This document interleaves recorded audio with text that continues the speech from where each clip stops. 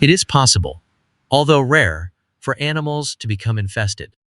The Gospel tells us of the legion of demons who, after being cast out of the Gerasene demoniac, were allowed by Christ to invade two herds of pigs. The crazed animals rushed into the lake and drowned. I have never experienced this situation, but if I had, I would have simply recited a prayer of deliverance, which is certainly permissible.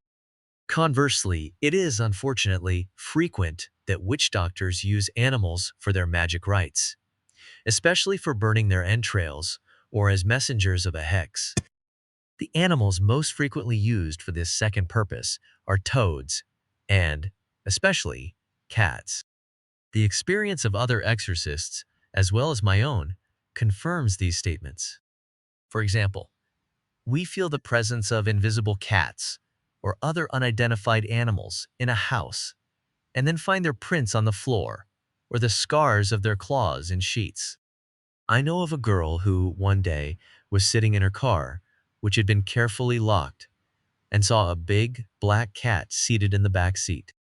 She immediately stepped out of the car to let the animal out, but it disappeared as though through thin air. I could give many such examples.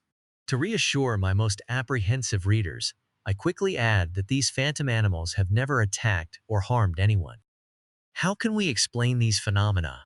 These incidents usually happen to individuals who are already victims of evil disorders.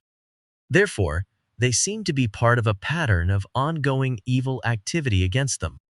Increasing the usual means to obtain grace usually is sufficient to end this type of diabolic harassment. A doctor in a Roman hospital who, among other things, practiced magic arts, kept harassing a young nun who worked with him as a nurse. One evening, when she returned to her locked room, she found that a cat had managed to get inside. She tried to chase it out the door, but it avoided her, running around the room. The exasperated nun finally threw her keys at it, and at last the cat fled, bleeding from a wound. The next morning, at work, she ran into the doctor. He had one band-aid on his nose and one on his upper lip. "What happened, doctor?" she asked him. "You did this to me, with your keys," was the answer. This incident is well documented by witnesses, but I have no easy explanation.